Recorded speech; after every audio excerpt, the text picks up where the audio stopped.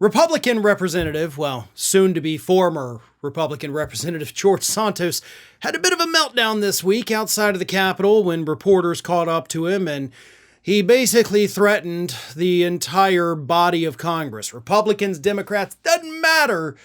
George Santos says that this decision to expel him will haunt you for the rest of your lives. Here is exactly what Santos had to say. This will haunt them in the future where mere allegations are sufficient to have members removed from Congress when duly elected by their people. This is bullying. It's all theater. It's theater for the cameras. It's theater for the microphones and theater for the American people. Kind of like how you then immediately went and introduced a resolution to expel Democratic Representative Jamal Bowman. Because that seems like theater to me. But, what do I know? I'm just a person who's been involved in politics ever since my first day in college. So yeah, I'm sure George Santos knows a lot more than I do about what's political theater and what's not.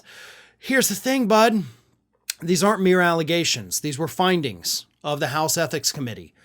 They have the evidence to back up these claims, and while it is true that you have not yet been convicted of any of this, that's only because you haven't gone to trial yet. And more importantly, right, we're actually talking about the duly elected member from your district, yourself. Because those people in your district, as you're telling us in this comment, they chose you to go to Congress, and it's not fair to them, right? But as I've repeatedly said, they didn't choose you. They chose a fantasy that you had created. They chose a person that does not actually exist. They chose a figment of your imagination because you sold them a fake version of yourself. Let me give you an example, right? I live in the middle of a triangle of 3 different military bases. So military experience, or, supporting the troops, whatever you want to call it, has a big impact on who can win and lose an election in this area.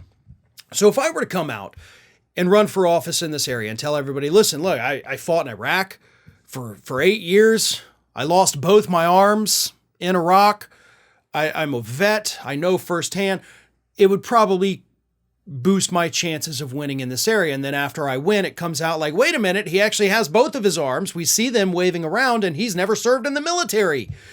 The people would have voted for a fake person, which is exactly what happened in your case.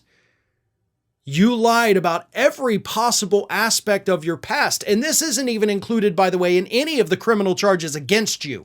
So don't sit there and act like your voters chose you, because they damn sure didn't.